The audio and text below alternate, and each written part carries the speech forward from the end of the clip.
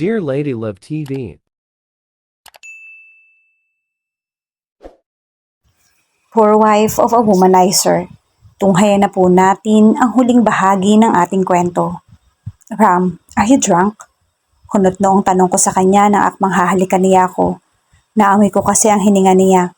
Amoy alak siya. Tingnan niya ang mata ko na para bang nagsusorry siya. Alel, I'm sorry.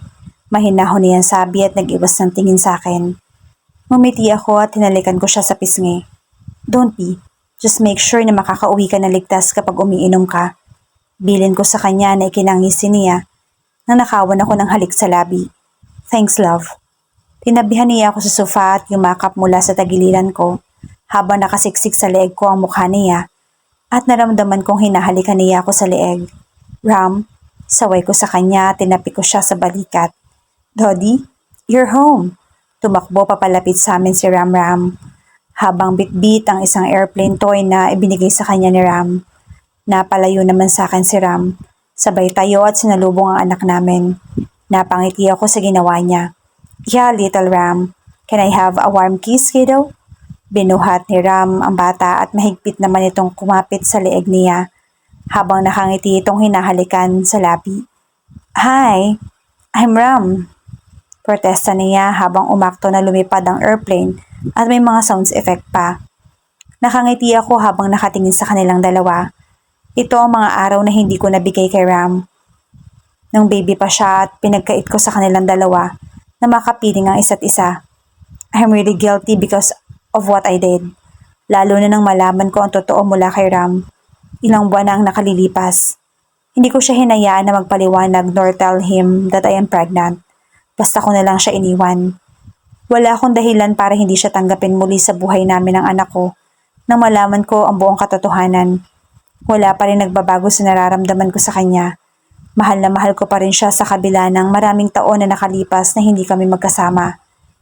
Earth to you, my love. Napakurap ako nang maramdaman ko ang labi niya sa labi ko and I heard a soft chuckle from my son. Mommy! Naupo pa sa lap ko si Ram at yumakap sa akin. Kaya naman niyakap ko siya at hinalikan sa noo. Naramdaman ko namang may kamay na pumulupot sa bewang ko kaya napalingon ako kay Ram. Are you okay? Nag-aalalang tanong niya, kaya tumango ako at nginitian ko siya. Yap, may naisip lang ako.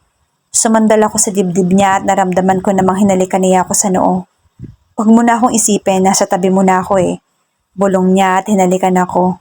Sa balikat bago siya mahinang tumawa. Ang aga mo kasing umuwi. Tingnan mo, 4:37 pa lang. Hindi pa nga ako nakakapagluto ng dinner, nandito ka na kaagad. Nakasimangot kung sabi na ikinatawa niya. That's not a problem. Pwede naman tayong kumain sa labas. Bakit hindi ba ako pwedeng umuwi para i-date ang mag-ina ko? Humarap siya sa akin at tumingin sa mga mata ko. I can see the happiness in his eyes. At bakit hindi mo ba kami pwedeng i-date na nandito lang sa bahay? We can eat together and bound. Hindi natin kailangan lumabas para kumain. I can cook. Sinalubong ko ang nakakaloko niyang ngiti. Fine. Pagsuko niya at nagbaba ng tingin kay Ram Ram. Ram, hindi mo kailangan na ilabas kami para makabawi ka. Sa effort mo pa lang na umuwi ng maaga para makasama kami ayos na yon. Hindi mo dapat sinasanay na dinadaanan ng lahat sa pera. Kasi hindi habang buhay mayaman ka. Tayo. Dapat matuto rin ikaw. Ako at ang anak natin na mamuhay ng simple. That's all I wanted to have. A simple, peaceful and happy family with you. Mahabang sabi ko at hinawakan ang pisngi niya at hinarap sa akin habang sinasabi ko sa kanya. Yeah, I understand, love. Tumango siya at binigyan ako ng halik sa labi. Inilagay ko sa lap niya ang bata na kaagad niya namang niyakap at pinaulan na ng halik. Magluluto lang ako ng dinner. Magpalit ka muna bago ka makipaglaro sa bata. Tumayo ako at inayos ang damit ko. Thanks, love. Rinig kong sambit ni Ram bago pa ako makapunta sa kitchen. Nasa kondo niya kami rito sa Maynila. Kaming tatlo lang ang nandito, walang maids. Kaya sa akin ang lahat ng gawaing bahay. Pag-aalaga sa anak namin at sa kanya. Masaya akong gawin yun para sa kanilang mag-ama ko. Lalo na kapag nakikita kong masaya sila. Kumuha ako ng isang buong manok sa freezer at hinandaan ko ang mga kagamitan at ingredients sa pagluluto ng adobo. Yun na lang ang lulutuin ko at fried chicken para sa bata. Dati hindi ako marunong nito pero natuto ako mula na magkaanak ako. dahil gusto ko ako ang gagawa ng lahat para sa kanya. I learned everything to be a good mother. Pinag-aralan ko ring maging perfect na asawa kahit walang Ram sa tabi ng mga panahong iyon. At ngayon, lahat ng iyon ay magagawa ko na. Nung una, ayaw ni Kuya na sumama kami ni Ram. Napag-alaman ko na si Kuya ang hadlang sa paghahanap ni Ram sa amin. Naiintindihan ko si Kuya dahil isang bagay lang naman ang ayaw niya eh. Ang nasasaktan ako. Lahat ng ginagawa niya ay para sa akin. Ayaw niya lang talaga na masaktan ako kaya super protective siya sa akin. Wala akong galit o sama ng loob sa kanya. Besides, I'm so thankful to have a protective brother like him. Ginawa niya ang lahat para lang wag ako masaktan. Alam na rin ng parents ko at parents ni Ram na nagsasama na ulit kami. At masaya sila para sa amin. They are so excited to see my son soon. Cause they are all in a business trip. And also, my cousins can visit cause they are in travels. Masaya ako para sa kanila. Love, rinig kong tawag ni Ram mula sa salas. Yes, nakangiting tugon ko sa kanya. Lalabas lang kami saglit, babalik rin kami agad. Kumunot ang noo ko sa sinabi niya. Ano namang gagawin nila sa labas? Kaya naglakad ako papunta sa salas. Anong gagawin nyo? Bibili kami ng merienda habang... So ayaw nyo nang gawan ko kayo ng merienda bago magluto ng dinner? Tinaasan ko siya ng kilay na ikinabusangot niya. Love, syempre gusto. Pabalik rin naman. Gusto pala bakit kailangan lumabas? Sabihin mo may hinihingi na naman sa'yo si Ramram at ibibigay mo sa kanya na walang pasabi sa akin. I told you, don't spoil him too much. Baka masanay siya. Putol ko sa sasabihin niya. Love, ayos lang yon. Gusto kong ibigay lahat ng gusto ng anak natin. I want to spoil him. Hayaan mo na ako, bata pa naman siya. Isa pa, pagkain lang naman ang pinabibili niya. Humihingi siya sa akin ng stick o. Tiningnan ko ang lalagyan ng pagkain niya, ubos na. Hala, kakabili pa lang namin noon isang araw Ang bilis naman ata. Ubos na agad? Nagtatakang tanong ko. Oo, mukhang hindi naman yung anak ko yung nakaubos eh. Sige na, baba lang kami saglit. Babalik rin kami kaagad na may dalang dessert. Komendat siya sa akin. Oo na, ingat kayo. Ayusin mo ha, nakainom ka. Paalala ko sa kanya. Love, hindi ako lasing. Napilitan lang ako uminom dahil hindi ako makahindi kay Red. Pero isang baso lang yon. Huwag ka mag-alala. Ngumiti ako sa kanya. Bye, mommy. Kumakaway sa akin ang bata nang ihatid ko sila sa may pinto. Bye, I love you. Sagot ko at nag-flying kiss pa ako sa kanya. I love you. Love you, mommy. Sabay na tugon nilang dalawa sa akin. Kaya nakangiting isinara ko ang pinto ng kondo bago ako bumalik sa kusina at nagsimula na magluto. Nagsaing muna ako habang inihahanda ko ang lulutuin kong ulam. Pagkatapos ko magluto ay wala pa rin ang mag-ama ko. Kaya naisipan ko nang ihanda ang mesa dahil baka pauwi na sila. Nilagay ko na sa table ang mga pagkain na ginawa ko. Rice, adobo, fried chicken. Nagluto na rin ako ng menudo para may pagpipilian si Ram na kung anong gusto niyang kainin, pork or chicken. Nagprito rin ako ng hotdog at ham. Naglaga rin ako ng itlog kasi hindi ko natanong yung baby ko kung anong gusto niyang iulam. Gumawa din ako ng apple juice at naglagay ng tubig sa mesa. Nang may ayos ko na ang lahat, tiningnan ko ang relo na nasa kamay ko. It's exactly 7 p.m. Wala pa rin ang mag-ama ko. Siguro maya-maya nandito na iyon habang naghihintay sa kanila. Naligo na muna ako at nag-ayos ng sarili ko dahil amoy usok na ako sa dami ng niluto ko. Nagsuot ako ng isang off-shoulder dress above the knee na kulay itim at pinarisan ko ng white shoes. Nakalugay lang ang buhok ko. Nang maayos ko na ang sarili ko, napagpasyahan ko na sa baba ko na lang sila hintayin. Nag-text na kasi si Ram na pauwi na sila. Na-traffic lang siguro kaya natagalan. Pababa pa lamang ako ng hagdanan nang marinig ko ang matinis na boses ng bata. Mommy, I'm home. Napangiti ako na makita ko siya nagtatatalon. He looked so very happy. Saan naman kaya siya dinala ng daddy niya? Pero teka, nasaan si Ram? Seems like you are so happy, my prince, I commented. Napatingin sa akin ang bata na para bang kumikinang ang mata niya na makita ako. Nakita ko rin bumukas ang pinto at niluwanon si Ram na may bitbit, pero isa lang ang nakakuha ng atensyon ko. He was holding a bouquet of flower. Nakita ko siya nakatingin sa akin, tingin na may paghanga sa kanyang mga mata. I smiled as I saw his Adam's apple move. Oh, para ka namang nakakita ng multo. Bakit, pangit ba ako? Tanong ko sa kanya na makalapit ako sa kinatatayuan niya. Kumurap-kurap siya at ngumiti ng malapad. No, you look wonderful tonight, love. For you. Iniabot niya sa akin ang bulaklak habang nakatitig sa mata ko. Hindi ko maiwasang makaramdam ng pagsikdo ng puso ko Dahil sa kaswitan niya na alam kong kay Ramram lang din ine-spoil niya. Pero bakit parang pakiramdam ko ako rin? Thank you. Matamis kong sabi sa kanya at inamoy ko ang bulaklak. It's so sweet. Ang bango ng amoy. Nang biglang pumasok sa isip ko ang sinabi sa akin ni Lolo na allergy si Ram sa bulaklak. Pero bakit binibigyan niya ako palagi na magkasama na kami pero hindi naman siya naaano. Akala ko may allergy ka sa bulaklak pero parang wala naman. Umiling siya habang umiti. Saan mo naman nakuha yan? Kay Lolo, remember? Dinala mo ako sa bahay niya. Madami kayang nakwento sa akin si Lolo about sa'yo. Isa na doon yung allergy ka sa bulaklak pero may isa sa maswerteng batang babae na binigyan mo. Napangiwi ako sa huli kong sinabi. Swerte ka pala, pero maswerte ako sa'yo. Nanlaki ang mata ko sa sinabi niya. Anong swerte ako? Ako ba ang batang babae na binigyan niya pero bakit wala naman ako naaalala? Ha? Wala. Ang sabi ko ang ganda mo. Right, buddy? Your mom is very beautiful, isn't she? Umuklo pa siya para magkatapat ang mukha nila ng bata. Yes, mommy is so stunning. Nakangiting tugon ng bata at para bang kinikilig na nakatingin sa akin. For you, mommy. Sigaw niya at inabot sa akin isang red rose. Aba, meron din ang baby ko. And for you also. Dagdag niya pa at inabot sa akin ang isang box. At sa kahon pa ay halatang cake ang laman. Wow, ang sweet naman ng baby ko. Thank you, baby. Nakangiting tinanggap ko ang mga binigay niya. You're welcome, mommy.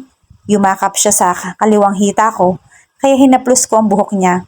Sweet naman na mag-ama ko pero halika na, nakahanda na yung dinner. Yehey! Pumalakpak pa siya at binuhat naman siya ni Ram, kahit na may mga bitbit pa siyang plastic sa isa niyang kamay. Tara, nagugutom na ako. Tumango naman ako kay Ram. Naunan silang naglakad papunta sa kitchen. Nilagay ko muna sa center table ang bulaklak na bigay nila sa akin at dinala ko ang cake sa kitchen. Nakita kong pinaupo ni Ram ang bata sa gitna. Love, tawag niya sa akin nang pinaghugot ako ng upuan sa katabi ng bata na kaharap niya. Thank you. Ang dami naman nito. Mukhang mapapadami ang kain ko ha. Nakita ko ang kumikinang na mata ni Ram na makaupo siya sa harap namin ng bata. Todo alaga siya sa amin habang kumakain. Pakiramdam ko ay lumulutang ang puso ko sa kasiyahan nang dahil sa kanilang dalawa. Nagtatawanan kami habang kumakain at nakikita kong nagugustuhan nila yung niluto ko. I can say, sila pa lang ay kumpleto na ako. Mommy, can I come to daddy's office? Nilingon ko ang anak ko na prenteng nakahiga sa dibdib ni Ram habang smile pa. Ito naman si Ram nasa kama habang ako nasa tabihan nilang dalawa na nagsusuklay ng buhok. Why not? Pero busy si daddy baka makaabala. Of course not. Mas gaganahan ako magtrabaho kung nandoon kayo. Putol niya sa sasabihin ko. Sabihin mo spoiler ka. Inirapan ko siya. Nilagay ko sa bedside table ang suklay at umayos ako ng pagkakahiga sa kama. Nakaunan ako sa braso ni Ram habang hinahaplos ko yung buhok niya. Malakas kayo sa akin eh. Natatawang sabi niya at hinalikan niya sa buhok si Ram na busy sa kakakalikot ng kaliwang kamay niya kasi unan ko ang kanang braso niya. Mommy please. Nagpapi-ice pa siya. Sige, pupunta tayo pero susunod na lang tayo kay dad. Magluluto muna tayo ng lunch, okay ba? Hinalikan ko sa noo si Ram Ram. Yehey! Love you, mommy! He smiled ear to ear. I love you more, baby. Sagot ko sa kanya. Akala ko ba ako ang spoiler pero mukhang ini-spoil mo naman yung masyado niyan. Pinisil ko ang ilong ni Ram. Ang dami mong alam, matulog ka na kaya? Saad ko na ikinatawa niya. Daddy, what's this? Nakatingin kami ni Ram at nakita kong natigilan siya sa tanong ng bata. Kaya naman tiningnan ko kung anong tinuturo niya sa may kamay ni Ram. Mapaupo ako sa kama para tingnan kung ano yon. Sarah? Basa ko sa nakasulat na tattoo sa kanyang wrist. Is that my name? Teka, ito yung bagay na gusto kong makita noon pero hindi mo magawa dahil may suot siyang bracelet. Hindi niya yun naalis kaya hindi ko nababasa roon. Mommy's name? Nakita ko nag-angat ng tingin ng bata sa daddy niya. Yes, wanna put here your name too? Tanong ni Ram at tinaas ang kanyang kanang kamay at tinuro yung wrist niya. Seryoso? Tiningnan ko siya nang nag-explain bakit pangalan ko lang ang nakalagay sa wrist niya na parang bracelet tuloy dahil sa dugtong-dugtong ang pagkakasulat. Bago pa kita pinakasalan nasa pupulsuhan ko ng pangalan mo. Bata pa lang tayo, Sarah. Alam kong mahal na kita. Seryoso niyang sabi na ikinalaki ng mata ko. Love you, Daddy. Napangiti ako nang ang bata naman ang sumagot kay Ram. Hindi ko alam kung ano sasabihin ko pagkatapos ng sinabi niya. Wow, ganun niya ba ako kamahal para ipalagay pa sa balat niya yung pangalan ko? At kahit nagkalayo kami ng ilang taon, hindi niya pinapatanggal. Humiga ako sa tabihan niya at niyakap ko siya. Naramdaman kong pinulupot niya sa katawan ko ang kanang braso niya. Mahal niya na ako nang hindi ko alam. Nagising ako ng magulat na wala sa dibdib ko yung anak ko. Akala ko nahulog pero nasa tabihan ko lang pala. Mahimbing na natutulog. Napangiti ako na makita kong tulog na tulog siya at napakasarap ding pagmasta na natutulog. Inayos ko yung una na yakap niya. Hinding-hindi ako magsasawang alagaan siya. Marami man ang nasayang na oras na hindi kami nagkasama. Sisiguraduhin kong susulitin ko ang bawat minuto na kasama siya. Bumaling ako sa kanan ko at nakita ko ang asawa kong mahimbing na natutulog sa tabi ko. Para siyang ang anak ko. Ang sarap pagmasdan kapag natutulog. Pakiramdam ko tuloy sobra silang komportable sa akin dahil sa pagkakahimbing nila. Humarap ako sa asawa ko at pinagmasdan ko ang kanyang mukha. Ang ganda niya at mas lalo siyang gumanda. I love her so much and I can't explain how much I love her. All I know, I don't wanna lose her again in my life.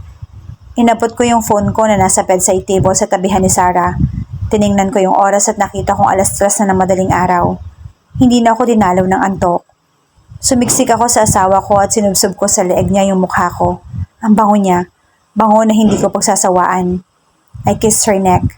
I licked it until I heard her soft moans na mas lalong kinainit ng katawan ko. I kissed her neck, go to her earlobe. I look up in her face and I can see she was opening her eyes. I smiled and she smiled back. Her moans in between of my kiss. Una, ihinayaan niya lang akong halikan siya. Pero hindi rin nagtagal, tinugon niya ang mainit kong halik. Ram, tawag niya sa akin na halos bulong. Naistorbo ko ba ang tulog mo? Tanong ko at hinalikan ko siya sa tungki ng kanyang ilong. Ano bang ginagawa mo? Hinawakan niya ako sa balikat at bumaling sa anak namin na mahimbing na natutulog sa tabihan ko. Waking you up to make love with me. Bulong ko sa kanya at walang sabi-sabing inangkin ko yung labi niya. Makalipas ang ilang taon. Daddy, look, baby Faye know how to walk. Malakas na sulubong sa akin ni Ram na makapasok ako sa loob ng bahay. Really, how about Finn? Masayang tanong ko sa kanya. Of course, she know too. I miss you, Daddy. Tumalon-talon pa sa harapan ko si Ram tanda ng pagpapabuhat siya. Dati-dati hindi siya mabanggit ng maayos ang daddy. Ngayon alam niya na. Mas lalo naman ang mommy na dati ay mommy. Ang lang, I love you na dating love you. He's now an 8-year-old boy. And he has 2-year-old little sisters, twins. Our twins' name is the first one, Sarah Sophia, and Sarah Faye. I'm proud that we named them after my very beautiful wife, Sarah. Happy to know his name ay hango sa pangalan ko. My wife really loved me even that time we're not together. She still named our son looks like mine. Naglakad ako papunta sa kwarto kung saan ang mag-iina ko habang buhat ko si Ram. Sanay na ako na pagbukas ko ng pinto, ay si Ram ang bubungad sa akin na nakangiti. Hey love, bati ko kay Sarah na makalapit ako sa kanya na buhat-buhat si Ram. She smiled and gave me a kiss. Nandyan ka na pala. How's work, hubby? Tanong niya at inayos sa kribang anak namin. After a year, nasundan na si Ram, his twin little sisters. Tiring but it's fine. Sagot ko at tumukwang ako para halikan ko ang kambal. Oops, maligo ka muna.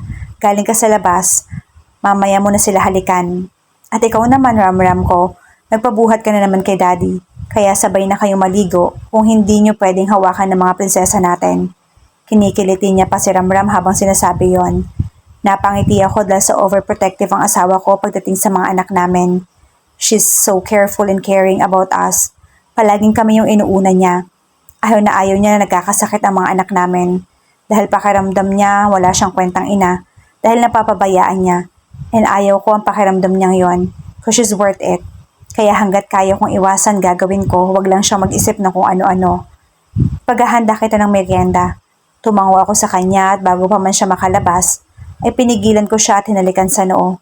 Pwede mo naman niyang iutos sa maid sa Bulong ko sa kanya. Alam kong pagod siya sa maghapon rito sa bahay. Kahit na may mga katulong kami rito, alam kong gumagawa pa rin siya. Lumipat na kasi kami sa bahay at kumuha ako ng 10 katulong na makakasama nila sa bahay. At para gawin ang lahat ng dapat gawin, Maliban sa dalawang yaya ng kambal, ayaw ni Ramram ng yaya.